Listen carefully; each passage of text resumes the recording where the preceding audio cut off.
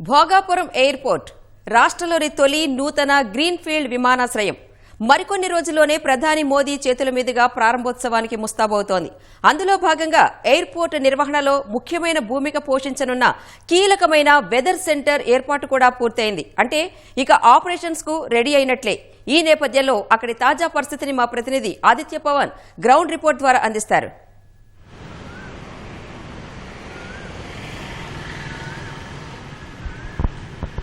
Uttarandhra game changer Alluri Sitaramaraju అంతర్జాతీయ విమానాశ్రయం భోగాపురం సిద్ధమవుతోంది.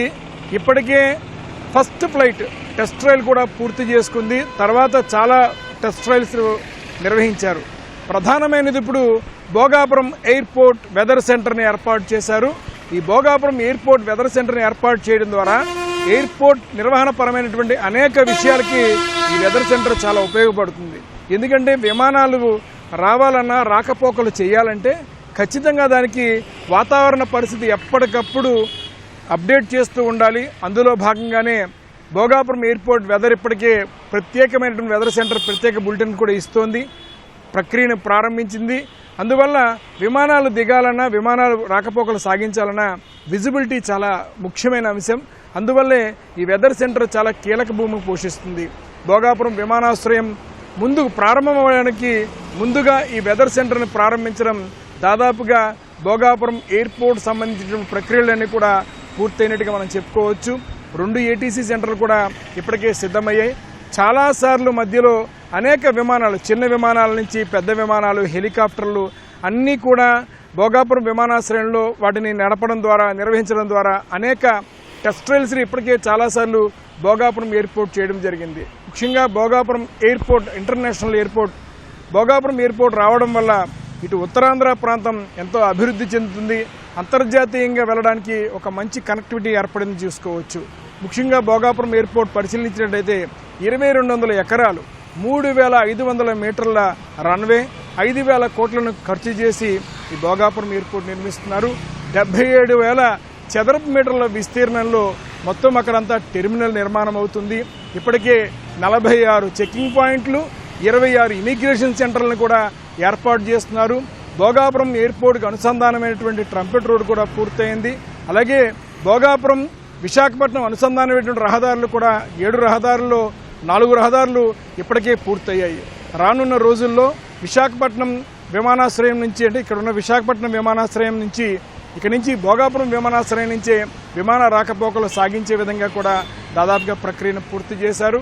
అందులో భాగంగానే ఇప్పటికే భోగాపురం ఎయిర్పోర్ట్లో వెదర్ సెంటర్ని ఏర్పాటు చేశారు. వెదర్ సెంటర్ని ఏర్పాటు చేయడంలో అంటే ఒక ఎయిర్పోర్ట్ని నిర్మాణం పూర్తయిన తర్వాత అనేక ప్రక్రియలు ఉంటాయి. ఎయిర్పోర్ట్ సంబంధించిన నిర్వహణ చేయాలంటే ఒకవైపు వెదర్ సెంటర్, మరొక వైపు ఏటీసీ సెంటర్ కూడా చాలా ముఖ్యమైన భూమికి పోషిస్తుంది. వెదర్ సెంటర్ ఇప్పటికే ప్రారంభమైంది కాబట్టి తదుపరి ఇప్పటికే ఏటీసీ సెంటర్, ఇప్పటికే ఏటీసీ సెంటర్లు పనిచేస్తున్నాయి. టెస్ట్ ట్రయల్ నిర్వహించినప్పుడు మొదటి విమానం అంటే టెస్ట్ ట్రయల్ కోసం నిర్వహించినటువంటి విమానాన్ని రాకపోకల సమయంలో కూడా ఏటీసీలు పనిచేశాయి.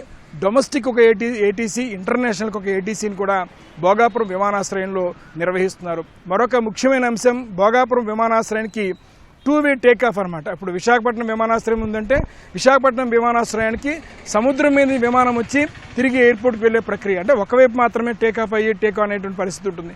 కానీ భోగాపురానికి ఆ విధంగా కాదు, 2 వైపులా కూడా వినియోగించినటువంటి ఒక చక్కటి సౌకర్యం ఉంది. మరోవైపు కార్గో ఫెసిలిటీ కూడా కలిగినటువంటి ఇంటర్నేషనల్ ఎయిర్పోర్ట్ భోగాపురం ఎయిర్పోర్ట్ సంబంధించి జూలై నెలలో ప్రారంభానికి అన్ని ఏర్పాట్లు జరుగుతున్నాయి. ఇప్పటికే ఎయిర్పోర్ట్ సంబంధించినటువంటి రహదారుల అనుసంధానం కావచ్చు, అలాగే ఎయిర్పోర్ట్ సంబంధించినటువంటి వెళ్లేటువంటి రహదారుల నిర్మాణం కూడా పూర్తయింది.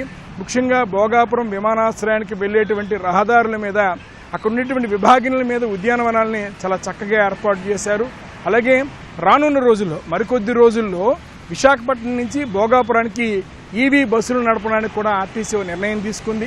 ఇప్పటికీ 20 బస్సులు ఈవీ సంబంధించిన బస్సులు కూడా సంసిద్ధం చేస్తున్నారు. అంటే విశాఖపట్నం సంబంధించి చూసుకున్నట్టయితే Bhogapuram international airport, Alluri Sitaramaraju Bhogapuram international airport ప్రారంభానికి ఒక్కొక్క ప్రక్రియ పూర్తవుతుందని భావించుకోవచ్చు.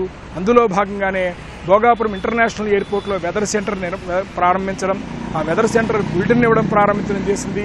ఇకపైన విమాన రాకపోకలకు సంబంధించి Bhogapuram international airport weather centre ఎంతో కీలక భూమిక పోషిస్తుంది.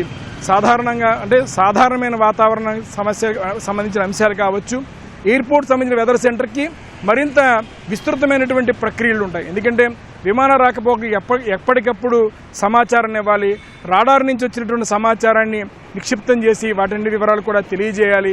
అలాగే విమాన రాకపోకలకు సంబంధించినటువంటి సమాచారం, ఎందుకంటే ఒకవేళ విమానాలు వచ్చేప్పుడు వాతావరణం ఒక్కొక్కసారి అప్పటికప్పుడే మారుతూ ఉంటుంది. అటువంటి సందర్భాల్లో విమాన రాకపోకలకి సూచన చేయడము, వాటికి హెచ్చరికలు జారీ చేయడము, ఇటువంటి ప్రక్రియలన్నీ కూడా వెదర్ సెంటర్ చేస్తుంది. International airport Bhogapuram international airport, Alluri Sitaramaraju international airport భోగాపురంలో ఏర్పాటు చేసినటువంటి వెదర్ సెంటర్ వల్ల రానున్న రోజుల్లో భోగాపురం ఎయిర్పోర్ట్ విమాన రాకపోకలకి ఎంతో దోహదపడుతుంది. మరికొద్ది రోజుల్లోనే భోగాపురం ఇంటర్నేషనల్ ఎయిర్పోర్ట్ ప్రక్రియ అంటే ప్రారంభ ప్రక్రియకి అన్ని ఏర్పాట్లు పూర్తయ్యాయని చెప్పుకోవచ్చు. రైట్.